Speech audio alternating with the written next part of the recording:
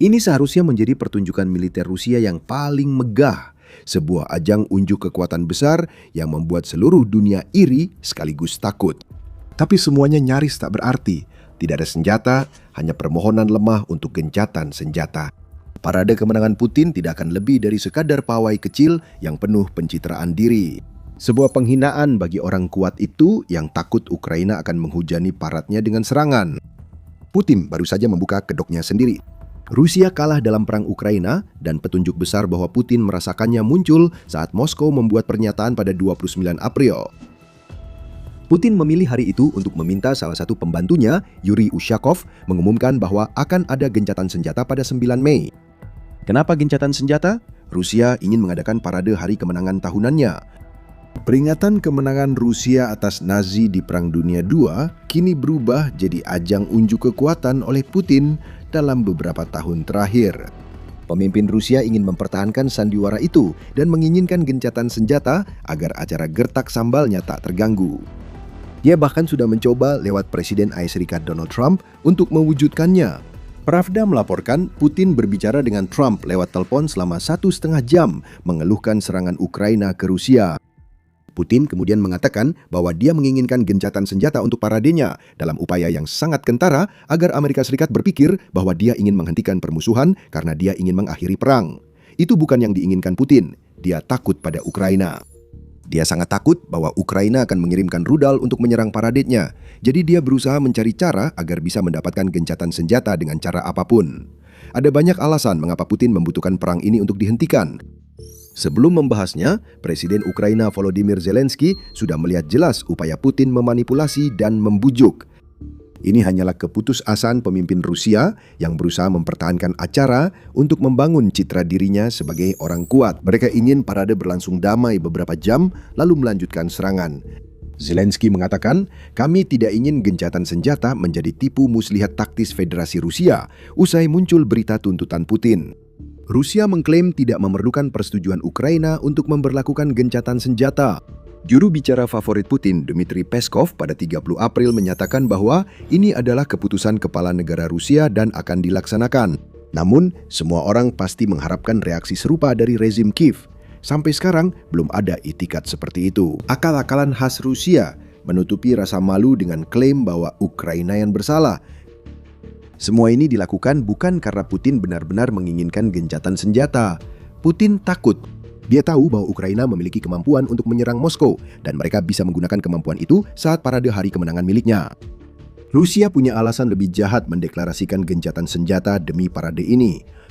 Namun saat ini bagi yang ingatannya kuat, mungkin mulai mengingat tahun 2025. Menjelang parade hari kemenangan tahun lalu, Putin kembali menyatakan hal serupa soal gencatan senjata untuk melindungi parade berharganya dari serangan. Ada gema tahun 2025 dalam tuntutan Putin tahun 2026. Tapi tahun ini ada sesuatu yang berbeda dari hari kemenangan. Pada tahun 2025, Putin memang mengadakan pertunjukan semegah mungkin meskipun militer Rusia sedang dihancurkan di Ukraina. Pada peringatan 80 tahun parade hari kemenangan, Putin mengundang para pejabat tinggi dari seluruh dunia. Presiden Tiongkok Xi Jinping menjadi tokoh utama di antara 27 pemimpin dunia yang menurut Rusia akan hadir dan berbagi panggung dengan Rusia dalam acara itu. Peringatan penting ini mendorong Rusia berupaya maksimal agar parade tersebut berkesan. Rusia berhasil memamerkan sekitar 150 kendaraan militer pada tahun 2025 termasuk tank. Cukup mengejutkan karena 2 tahun sebelumnya tank absen di parade karena sibuk dihancurkan di Ukraina. Namun, Putin menggunakan tank-tank yang sebelumnya terlalu takut ia kirim ke Ukraina dalam parade 2025 bersama 11.000 tentara yang mungkin senang mendapat sehari istirahat sebelum akhirnya dikirim ke zona maut Ukraina. Hari kemenangan 2025 bukan pertunjukan kekuatan militer Rusia yang paling mengesankan, namun kehadiran pemimpin dunia, tentara, dan sebagian perlengkapan setidaknya menciptakan ilusi bahwa Rusia masih punya pengaruh di panggung global. Lalu kita sampai pada parade tahun 2026, dan segalanya telah berubah. Putin kembali meminta gencatan senjata seperti di tahun 2025. Namun kali ini ia tak lagi didampingi pejabat tinggi yang bisa ia jadikan tameng terhadap serangan Ukraina. Xi dan kelompoknya berada di Rusia untuk hari kemenangan 2025 karena Putin yakin Ukraina tak akan mengambil resiko serangan yang bisa memicu konflik dengan negara lain. Namun pada tahun 2026, kemungkinan tidak akan ada pemimpin dunia besar, Putin sendirian. Yang lebih buruk lagi bagi Presiden Rusia, gencatan senjata yang ia usulkan tidak melindungi parade yang relatif besar seperti yang kita lihat pada 2025. Itu hampir tidak melindungi apapun. Rusia hampir tidak akan punya apa-apa untuk dipamerkan pada hari kemenangan 2026. Reuters melaporkan hari kemenangan 2026 tidak akan menampilkan senjata Rusia di jalanan. Tank dan mobil lapis baja tidak akan melintasi jalan Moskow. Juga tidak ada artileri atau sistem pertahanan udara yang dipamerkan. Rudal balistik antar benua yang dulu pernah dipamerkan Rusia pun tidak akan tampil. The National Interest mencatat Rusia juga tidak akan mengirim taruna dari sekolah militer atau institusi serupa untuk parade itu. Dan masih belum jelas berapa banyak personel militer Rusia yang sebenarnya akan ikut serta. Satu-satunya hal yang diyakini akan terjadi adalah beberapa jet tempur Rusia akan melintas di atas area parade. Ini seharusnya jadi ajang unjuk kekuatan militer Rusia, namun Putin tidak akan memamerkan apapun yang dibuat Rusia. Tak bisa dimungkiri, ini adalah penghinaan bagi Putin di berbagai tingkat. Pertama, dia harus memohon gencatan senjata, bahkan sampai berbicara dengan Trump dalam upaya putus asa untuk meyakinkan AS Serikat agar menekan Ukraina supaya tidak menyerang paradenya yang menyedihkan. Kedua, pikirkan tentang makna parade hari kemenangan di Rusia. Ini adalah acara terpenting dalam kalender militer Rusia, hari merayakan saat Rusia melawan ancaman nyata dan menang. Putin telah memanfaatkan parade itu untuk kepentingannya selama bertahun-tahun. Ini kini lebih merupakan ajang unjuk kekuatan militer daripada hal lain, tetapi tetap memiliki makna simbolis dan memang dimaksudkan sebagai tontonan. Sekarang bagaimana? Hanya beberapa jet terbang di atas, sedikit tentara berbaris muram, sementara Putin atau salah satu dubelnya menyaksikan dalam diam. Ini bukanlah Rusia yang kuat seperti yang ingin ditampilkan oleh Putin. Ini adalah pengakuan atas kegagalan. Sebuah sinyal dari Putin bahwa invasi panjang dan menyakitkan ke Ukraina telah membuat Rusia kehilangan begitu banyak sehingga mereka bahkan tidak mampu mengadakan parade seperti yang seharusnya dilakukan pada hari kemenangan. Hari kemenangan 2026 akan jadi kali pertama dalam hampir 2 dekade tanpa peralatan militer melintas di lapangan merah Moskow. 18 tahun lalu itu hal biasa. Parade itu merayakan kemenangan atas Nazi, bukan pamer kekuatan militer. Baru sejak 2008, Vladimir Putin memerintahkan agar peralatan militer dipamerkan. Kini, 18 tahun kemudian, peralatan itu sudah ditarik. Dan ada banyak alasan mengapa, tetapi sebelum kita membahas lebih dalam tentang apa saja alasan tersebut yang semakin mempermalukan Vladimir Putin, ini adalah pengingat singkat bahwa Anda sedang menonton The Military Show. Jika Anda belum berlangganan, sekarang adalah waktu yang tepat untuk menekan tombolnya agar Anda tidak pernah ketinggalan analisis kami tentang perang Ukraina. Jadi, parade menyedihkan Vladimir Putin. Mengapa parade itu telah dikurangi menjadi sesuatu yang benar-benar tidak berarti seperti yang akan coba dipamerkan Rusia pada 9 Mei? Juru bicara Vladimir Putin terus mencari alasan atas segalanya. Kementerian Pertahanan Rusia menyatakan situasi operasional jadi alasan peralatan militer Rusia tidak dipamerkan pada hari kemenangan 2026. Itu kurang lebih berarti perlengkapan kami habis dihancurkan di Ukraina dan kami tidak punya apa-apa lagi untuk dipamerkan. Namun Peskov juga kembali muncul dan dia membuat alasan yang begitu lancang hingga sulit dipercaya. Rezim Kiev yang terus kehilangan wilayah di medan perang kini melakukan aksi teror besar-besaran, sehingga langkah-langkah diambil untuk meminimalkan ancaman itu. Peskov menyatakan kepada para wartawan ketika ditanya tentang parade tersebut, "Sungguh, Peskov, jadi Anda mau memakai dalih terorisme yang disebut-sebut itu? Bukan Ukraina yang selama lebih dari 4 tahun sengaja menargetkan warga sipil." Itu sudah menjadi strategi Rusia sejak awal invasi Putin. Menurut kantor Komisaris Tinggi Perserikatan Bangsa-Bangsa untuk Hak Asasi Manusia, 15.578 warga sipil Ukraina telah tewas selama invasi Rusia hingga 31 Maret. Itu berarti sekitar 3.800 warga sipil per tahun yang dibunuh Rusia dengan serangan-serangannya yang terus-menerus. Sebanyak 43.352 warga sipil Ukraina lainnya telah terluka selama periode yang sama, yang berarti sekitar 10.800 orang per tahun. Namun, Putin lewat juru bicara andalannya menuduh Ukraina sebagai pelaku serangan teroris. Faktanya, Rusia telah meneror Ukraina selama 4 tahun dan teror ini meningkat dalam beberapa minggu terakhir. Pada 24 Maret, Atlantic Council melaporkan bahwa Rusia dengan sengaja membom situs warisan dunia UNESCO di Lviv yang merupakan kota besar Ukraina paling barat. Lviv tidak berada di garis depan, bahkan jauh dari sana. Namun, Rusia menargetkan salah satu situs terpenting hanya untuk menyebar teror, seperti klaim Peskov bahwa Ukraina ingin melakukannya terhadap Rusia pada hari kemenangan. Kebohongan Rusia jelas. Kemunafikan ini jelas. Komentar Peskov hanyalah upaya lemah menyiratkan Ukraina akan menyerang parade hari kemenangan untuk membunuh warga sipil, bukan menghancurkan peralatan militer Rusia. Klaim itu dibuat dengan tujuan jahat. Rusia berusaha merekayasa sesuatu di sini, dan kami akan segera mengungkapkannya. Klaim palsu bahwa Ukraina akan menyerang warga sipil Rusia justru mengungkap lebih banyak dari yang diinginkan Putin. Di balik kata-kata Peskov, tersembunyi pengakuan yang enggan Putin ungkapkan. Ukraina bisa menyerang Moskow dan tidak ada yang bisa dilakukan Rusia tentang hal itu. 4 tahun berperang membuat industri pertahanan Ukraina berkembang, memproduksi senjata dengan jarak dan daya tembak tinggi untuk menghancurkan peralatan militer yang biasanya dibawa Putin saat parade hari kemenangan di Moskow. FP5 Flamingo dan FP9 yang lebih baru dari Firepoint adalah contoh yang sempurna. FP9 semakin mendekati akhir fase pengujiannya setiap hari dan terlihat mematikan.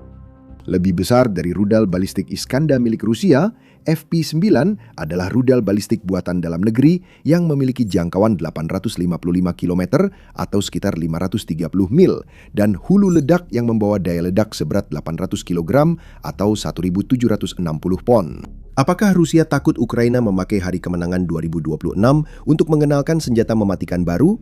Mungkin. Namun bahkan jika Ukraina belum siap dengan FP9, pada 9 Mei mereka sudah memiliki Flamingo. Sebuah hibrida drone misil, Flamingo dapat terbang hingga 3.000 km atau sedikit lebih dari 1.860 mil dan memiliki hulu ledak seberat 1.100 kg atau 2.425 pon.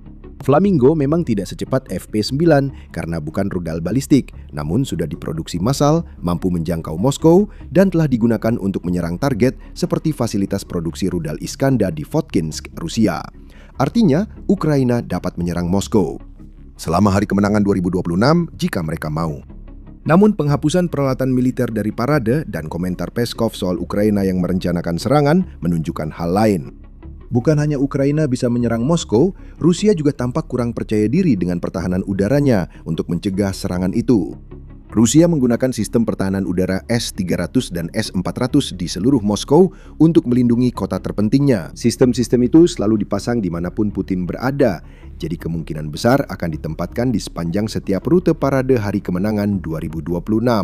Rusia menarik peralatan militer dari parade sebagai pengakuan dari Putin. Ukraina bisa menyerang Moskow dan Rusia tidak yakin bisa melindungi paradenya.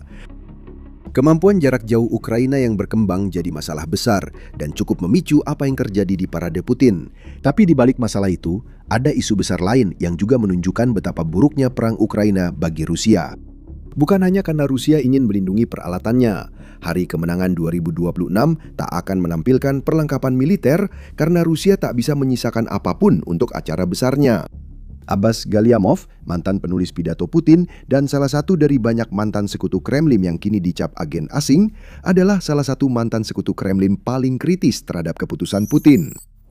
Apakah mereka takut pemberontakan atau peralatan sudah habis terbakar di Ukraina? Tanya Galyamov. Tekanan di medan perang meningkat bagi Rusia karena cadangan perlengkapan militernya terkuras habis dalam jumlah sangat besar selama invasi yang gagal ini. Menurut Ukraina, Rusia telah kehilangan hampir 12.000 tank, sekitar 24.000 kendaraan lapis baja, lebih dari 41.000 sistem artileri, dan ribuan peralatan lainnya, termasuk rudal, pertahanan udara, kapal, dan pesawat. Total biaya dari semua peralatan yang hilang ini berada di kisaran 142,3 miliar dolar menurut Ukraina. Semua peralatan ini perlu diganti. Tank dan rudal yang biasanya berparat di Moskow pada 9 Mei, kini sibuk dikirim ke Ukraina. Yang kita saksikan di sini, yaitu pembatalan bagian terpenting parade hari kemenangan, adalah pengakuan lain dari Rusia. Rusia bukan hanya takut serangan Ukraina, tapi juga dipermalukan karena kehilangan banyak perlengkapan hingga tak bisa membiarkan peralatannya jadi rentan. Ingat, Parade tidak muncul begitu saja, parade harus dipersiapkan dan diatur.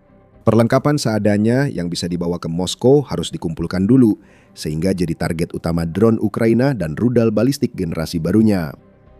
Barisan kendaraan harus berhenti dan berlatih.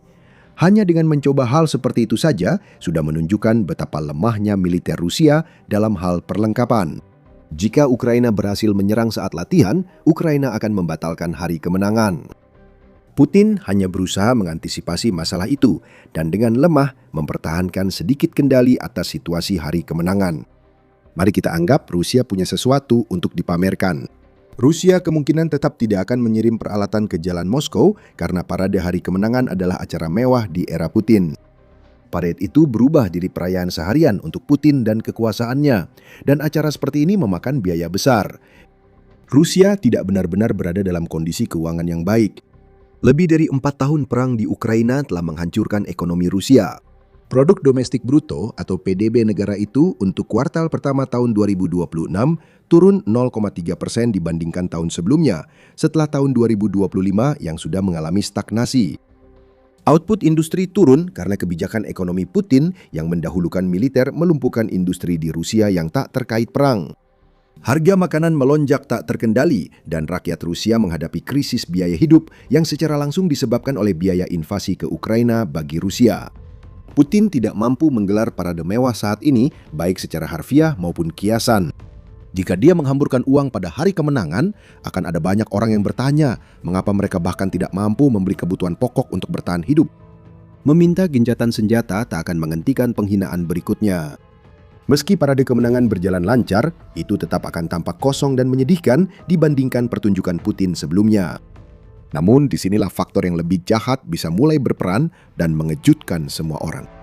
Rusia tampaknya berharap pada hal di luar batas, terlihat dari komentar Peskov yang menyebut Ukraina konon meneror Rusia.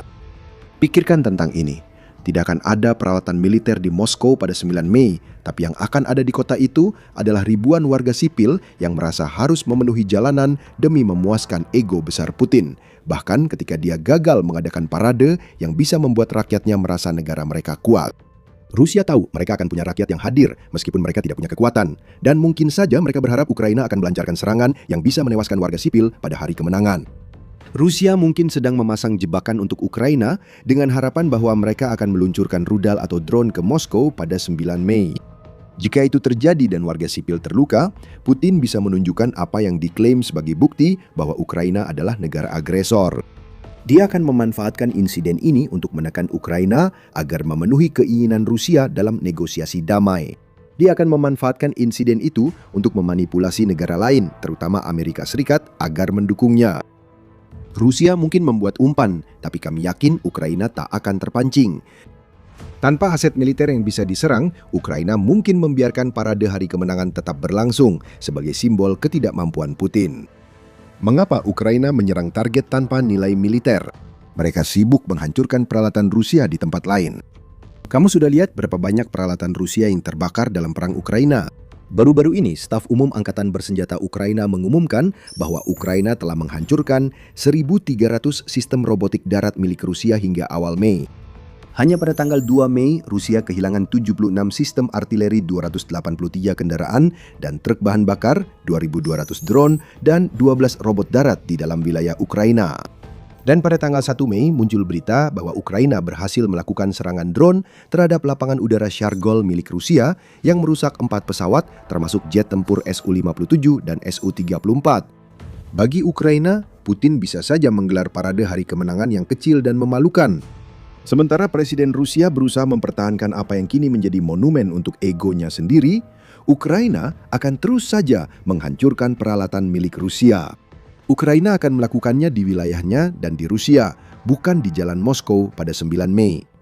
Jika Ukraina ingin menciptakan kekacauan di hari kemenangan, mereka bisa meluncurkan senjata baru yang tidak mematikan namun membuat parade Putin kacau.